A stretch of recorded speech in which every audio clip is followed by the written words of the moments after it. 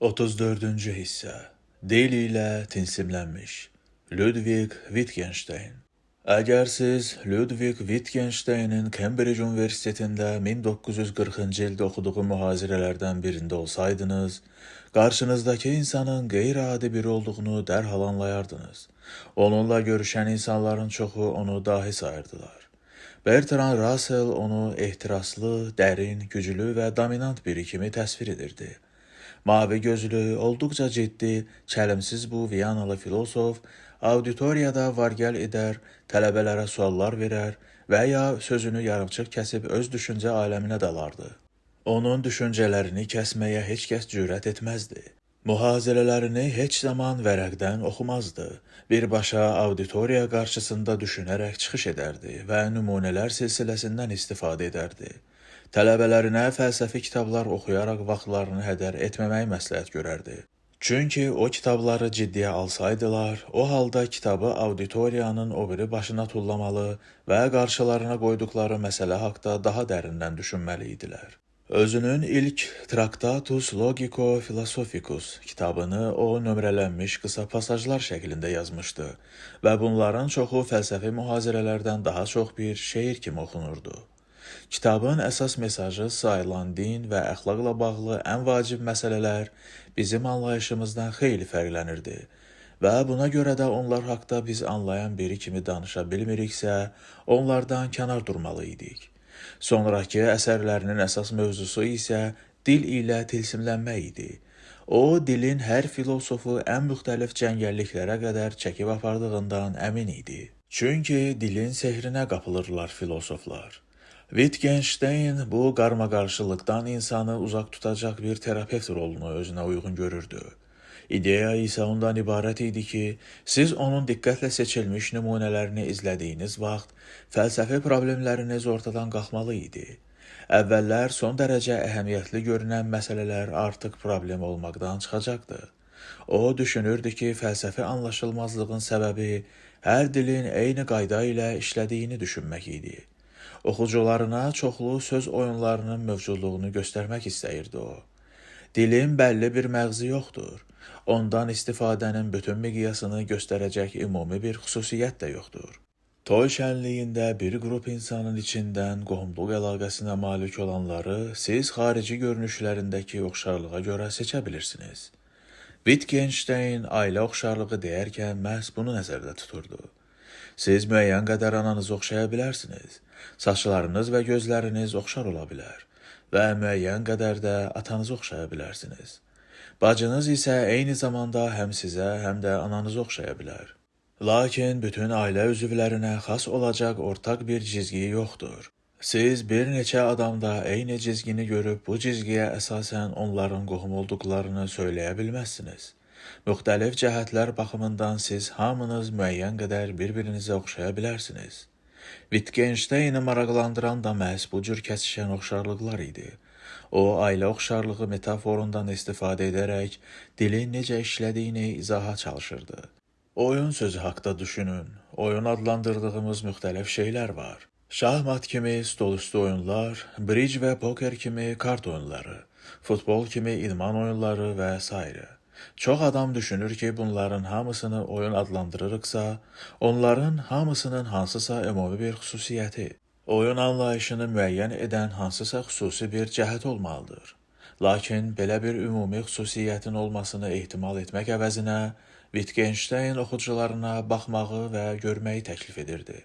Bütün oyunların ortaq xüsusiyyətlərinin olmasını ehtimal etmək əvəzinə, o düşünürdü ki, biz sözlərə ailə oxşarlığı kimi yanaşmalıyıq. Wittgenstein dili, dil oyunları seriyası kimi təsvir etməklə dilin müxtəlif mövzularda və müxtəlif tərzdə istifadə edilə bilməsinə, filosofların bütün dillərin eyni məntiqlə qurulmasını zənn etdiklərindən çaşqınlığa uğramalarına diqqət çəkirdi.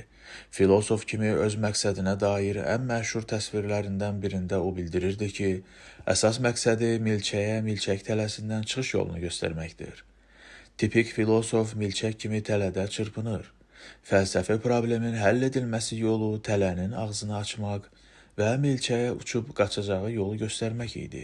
Bu, o demək idi ki, o filosofa yanlış suala cavab axtardığını və ya dil səbəbindən yanlış istiqamətə getdiyini göstərməyə can atır. Gəlin müqəddəs Avqustinin necə dil açıb danışması ilə bağlı xatirəsinə baxaq. Özünün Etiraf adlı kitabında o bildirir ki, ətrafındakı yaşlı insanlar əşyaları ona göstərir və adlarını deyirdilər. O, alma görür və böyüklərdən kimsə bu meyvəni nişan verərək onun alma olduğunu deyirmiş. Zamanla Avqustin sözlərin mənalarını da öyrənir və istədiyini bildirmək üçün bunlardan yararlanır. Wittgenstein bu nümunədə istifadə edərək hamını bütün dillərin tək təyinatının olduğunu görməyə səsləyir. Bu təyinat isə əşyaları necə adlandırmaqla bağlıdır. Avqustin üçün hər bir söz yalnız bir mənaya malik idi. Bunun əvəzində Wittgenstein bizi dilə, o dildə danışan şəxsin praktik həyatı ilə bağlı bir fəaliyyətlər seriyası kimi baxmağa çağırır. Belə də biz dili yalnız bir cür iş görən alət kimi deyil, müxtəlif alətlərlə dolu bir çanta kimi dərk edirik. Bir yeriniz ağrıyanda onu təsvir etmək üçün keçirdiyiniz hissləri ifadə edəcək müəyyən sözlərdən istifadə etməniz təbii görünə bilər.